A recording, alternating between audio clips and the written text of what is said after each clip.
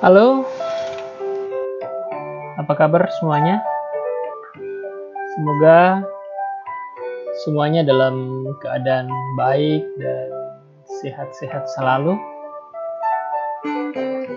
Puji Tuhan, kita dapat berjumpa kembali saat ini dalam sesi perkuliahan daring. Ada program studi arsitektur dan mata kuliah yang akan saya sampaikan adalah perkembangan arsitektur. Bersama saya, Purnomo Ishadi. Topik yang akan menjadi pembahasan kita pada saat ini adalah perkembangan arsitektur Jepang. Namun sebelum saya melanjutkan pembahasan materi perkembangan arsitektur Jepang, kiranya dapat memberikan like dan subscribe bagi perkembangan di dalam pembuatan video materi ini. Baiklah, kita akan segera memulai materi perkembangan arsitektur Jepang. Assalamualaikum warahmatullahi wabarakatuh. Salam sejahtera, Om Swastiastu, Namo Buddhaya, salam kebajikan, Konnichiwa. Pada awalnya kita akan melihat mengenai keberadaan Jepang itu sendiri. Sebagaimana kita ketahui, Jepang adalah salah satu negara di benua Asia yang terkenal dengan peradabannya yang besar dan merupakan negara yang maju. Dari segi teknologi dia berkembang pesat, dan juga dari segi budaya terkenal dengan budayanya yang kuat. Secara geografis, Jepang adalah negara kepulauan yang terdiri dari kira-kira 4.000 pulau, mulai dari Hokkaido di utara hingga Okinawa di selatan. Ada 4 pulau besar yang memiliki populasi cukup tinggi, yaitu Honshu, Hokkaido, Kyushu, dan Shikoku. Pada area di Jepang merupakan area pegunungan, hampir meliputi 75% dari seluruh luas wilayahnya, dan Jepang termasuk negara yang memiliki gunung berapi yang banyak di dunia, sehingga kita ketahui sering terjadi gempa di sana dan banyak terdapat titik sumber air panas atau hot spring. Secara iklim, hampir seluruh wilayah di Jepang memiliki 4 musim, yaitu musim dingin, musim gugur, musim semi, dan musim panas. Cuacanya yang dingin berasal dari utara dan cuaca panas berasal dari wilayah selatan. Selanjutnya kita akan melihat perkembangan sejarah di Jepang. Dan perkembangan sejarah ini turut mendukung perkembangan arsitekturnya di sana. Jadi boleh dikatakan perkembangan sejarah berjalan bersama dengan perkembangan arsitekturnya di sana, di Jepang. Dalam perkembangan sejarahnya ada beberapa periode yang akan saya paparkan. Yang pertama adalah periode prasejarah. Ini pada 3000 sebelum Masehi sampai dengan 2000 sebelum Masehi.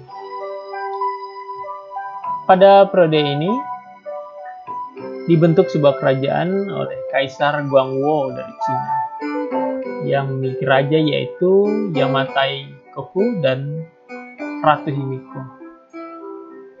Jadi awalnya kerajaan itu adalah berasal dari Cina yang masuk ke wilayah dataran Jepang. Pada periode prasejarah ini terbagi dalam 3 fase.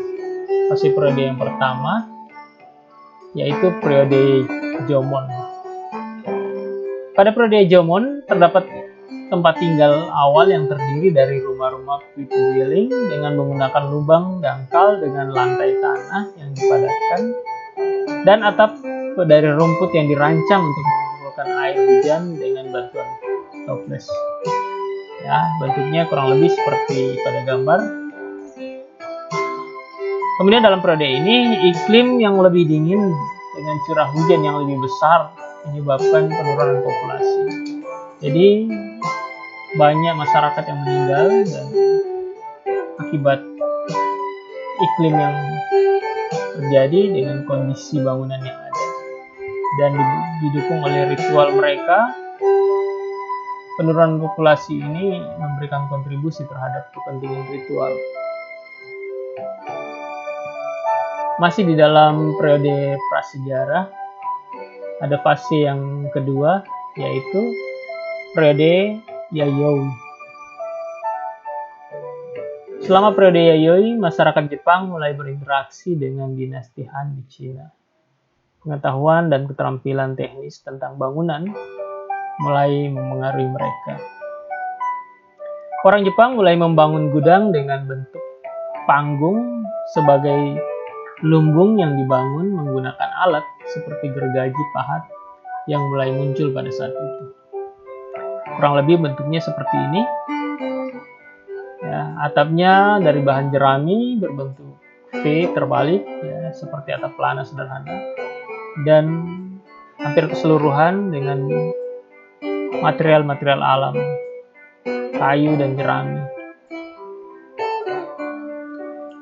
Periode yang ketiga dalam fase periode prasejarah, yaitu periode Kofun.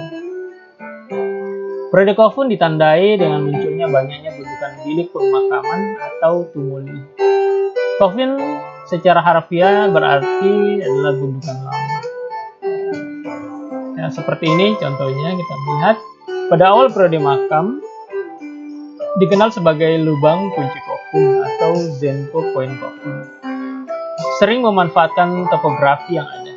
Ini kondisi geografis yang ada, ketinggian bidang permukaan tanah yang ada dimanfaatkan, membentuk dan menambah parit untuk membentuk lubang kunci dengan bentuk yang khas. Jadi modelnya seperti bentuk lubang kunci, yaitu bahwa lingkaran saling berhubungan dengan segitiga.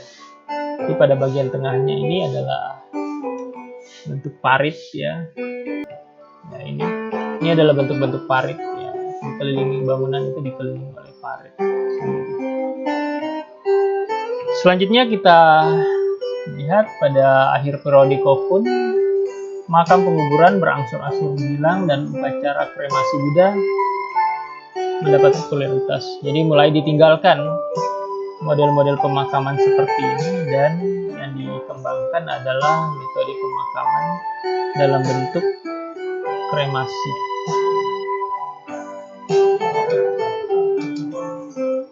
Selanjutnya masih dalam perkembangan sejarah, kita melihat pada perkembangan sejarah yang kedua, yaitu pada periode Asuka Nara. Ini pada tahun 550 sampai dengan 794 Masehi. Pada tahun 784, Kaisar Kamu memindahkan ibu kota dari Nagao Kakyo ke Henkyo atau yang sekarang dikenal dengan kota Tokyo. Pada masa ini sudah mulai berkembang perencanaan kota.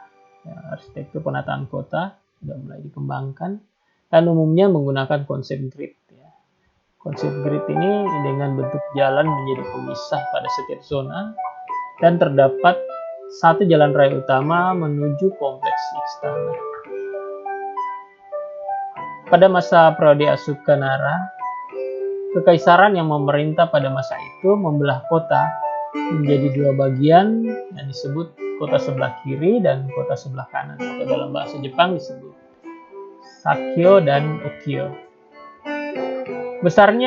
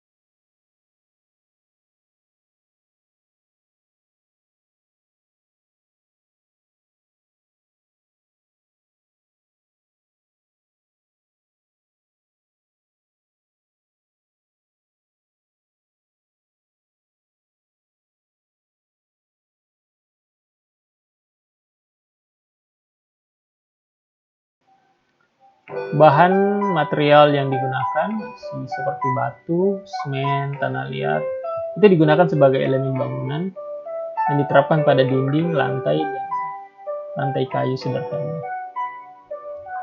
Sedangkan genteng tanah dan jenis cemara atau hinoki banyak digunakan untuk atap. Dalam periode Heian juga meningkatnya ukuran bangunan di ibu kota, dan ini menyebabkan arsitektur bergantung pada kolom yang teratur dan dengan jarak yang sesuai dengan ken. Ken itu artinya adalah ukuran atau proporsi yang secara tradisional dikembangkan oleh masyarakat Jepang pada masa itu. Ya. Ada sebuah bangunan yang muncul pada saat itu adalah Imperial Place di Shinden yang menunjukkan gaya bangunan yang dikenal sebagai Shinden Shikuri. Gaya ini ditandai dengan bangunan simetris yang ditempatkan sebagai lengkungan yang mendefinisikan sebuah taman. Contoh dari arsitektur Shinden Shikuri adalah Phoenix Hall pada tahun 1053 dari wilayah Byodo-in, sebuah kuil di kota Uji di Kyoto. Ini terjadi dari sebuah struktur persegi panjang diapit oleh dua koridor sayap berbentuk L dan koridor belakang yang ditetapkan pada tepi kolam buatan yang besar. Pada masa ini, gaya arsitektur kuil Buddha sudah mulai mempengaruhi kuil Shinto. Pada bagian akhir dari periode Heian ada penampilan pertama dari rumah vernacular. Ini ditandai dengan penggunaan bahan-bahan lokal dan tenaga kerja yang terutama terbuat dari kayu. Setelah dikemas, lantai tanah dan atap dari jerami. Selanjutnya kita melihat perkembangan sejarah yang pada periode yang berikutnya, yaitu periode keempat adalah periode Kamakura Muromachi pada tahun 1185 sampai dengan 1573 Masehi. Periode Kamakura dimulai dengan transfer kekuasaan di Jepang dari istana kekaisaran untuk Keshogunan Kamakura. Selama periode Kamakura, yaitu pada tahun 1185 sampai dengan 1333, dan periode Muromachi pada 1336 sampai dengan 1573, arsitektur Jepang membuat kemajuan teknologi yang membuatnya agak menyimpang dari Cina. Arsitektur pada periode Kamakura lebih sederhana karena hubungannya dengan perintah militer. Gaya baru menggunakan gaya Buke Shikuri yang dikaitkan dengan bangunan yang dikelilingi oleh parit sempit atau istilahnya stockades, dan pertahanan menjadi prioritas dengan bangunan yang dikelompokkan di bawah satu atap. Pada periode yang kelima, yaitu periode Asuchi Momomaya pada tahun 1573 sampai dengan 1863 Masehi. Selama periode Asuchi Momomaya pada tahun 1568 sampai dengan 1600, Jepang mengalami proses penyatuan setelah lama mengalami perang saudara. Pada masa periode Asuchi Momomaya, setiap wilayah diizinkan untuk memiliki satu kastil sendiri.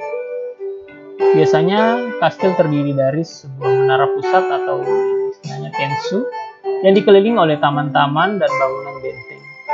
Semua ini ditetapkan dalam bidang dinding batu dan dikelilingi oleh parit yang dalam. Sedangkan di bidang lain, pada interiornya sudah mulai dikembangkan dengan interior gelap di istana yang sering dihiasi, dan ruang dipisahkan dengan menggunakan panel geser atau yang dinamakan fusuma dan layar lipat yang dinamakan byobu. Perkembangan sejarah yang berikutnya adalah periode Edo. Ini pada tahun 1573 sampai dengan 1868 Masehi. Pada periode ini, Keshogunan Tokugawa mengambil kota Edo menjadi bagian dari Tokyo modern. Jadi Edo itu sendiri adalah nama sebuah kota. Kota Edo tumbuh di sekitar bangunan benteng yang dihubungkan oleh jaringan jalan dan kanal. Karena pertambahan jumlah anggota keluarga di wilayah kota Edo, kemudian mereka membangun rumah secara bertingkat. Nah, seperti ini.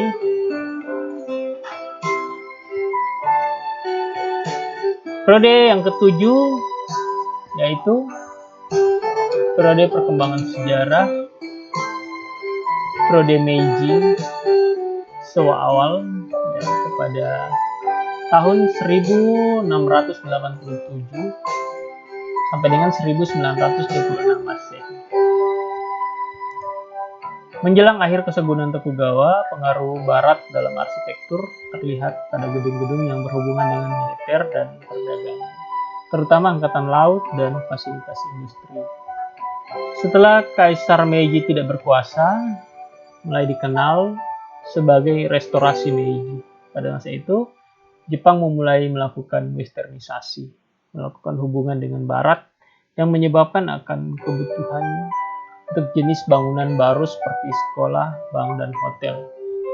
Ya, pada awal arsitektur Meiji dipengaruhi oleh gaya arsitektur kolonial karena pada masa itu sudah masuk Inggris ke wilayah Jepang, dan di wilayah Nagasaki, Inggris trader melalui Thomas Glover membangun rumahnya sendiri dengan gaya arsitektur kolonial dengan menggunakan keterampilan tukang kayu lokal.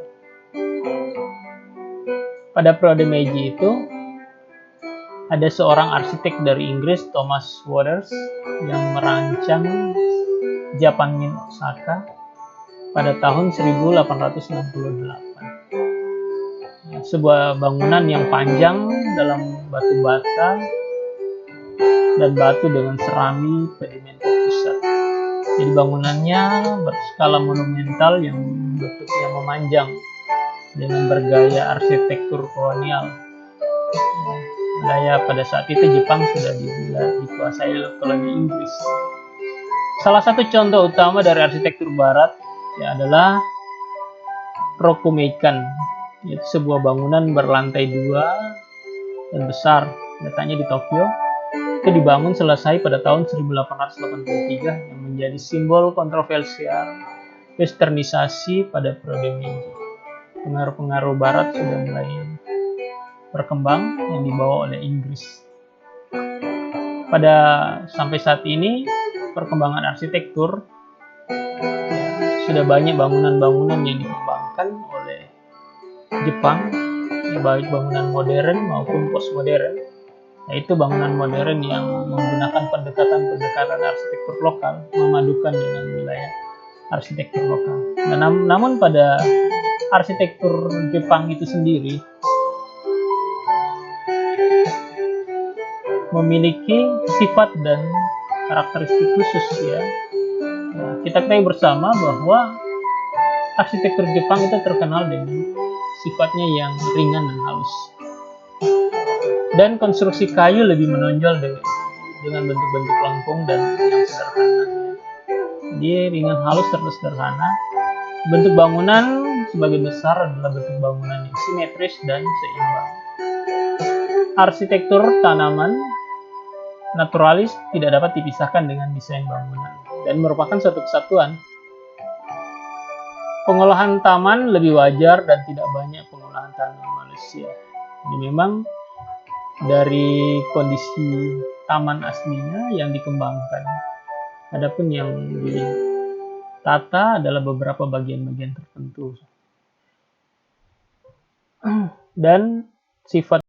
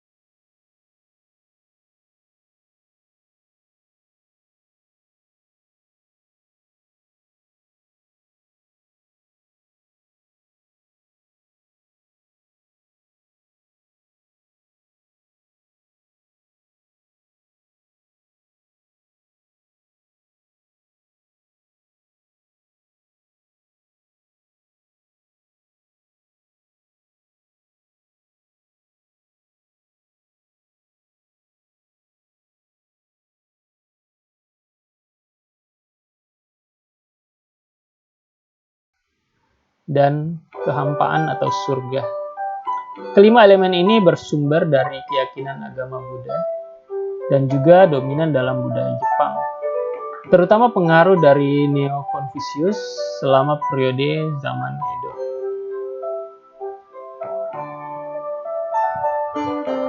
Goda itu sendiri memiliki 5 elemen, antara lain yang pertama elemen kehampaan, yaitu elemen yang paling tinggi dan melambangkan surga. Berikutnya adalah elemen udara, melambangkan benda atau energi yang bergerak. Ada elemen api yang melambangkan benda atau energi yang dapat hancur. Yang keempat adalah elemen air, melambangkan benda atau energi yang berbentuk cair. Yang kelima adalah elemen bumi yang melambangkan benda atau energi yang berbentuk padat. Jadi kehampaan, udara, api, air, dan bumi itu adalah 5 elemen yang ada di dalam Godai itu sendiri. Dan itu diterapkan pada arsitektur pagoda atau kuil Buddha di Jepang, di mana pada arsitektur pagoda itu menggunakan bangunan yang berbentuk 5 tingkat. 5 tingkat itu sendiri adalah tingkatan dari energi itu sendiri, tingkatan dari elemen itu sendiri. Jadi diterapkan pada arsitektur pagoda atau arsitektur bagian dari kuil Buddha itu sendiri.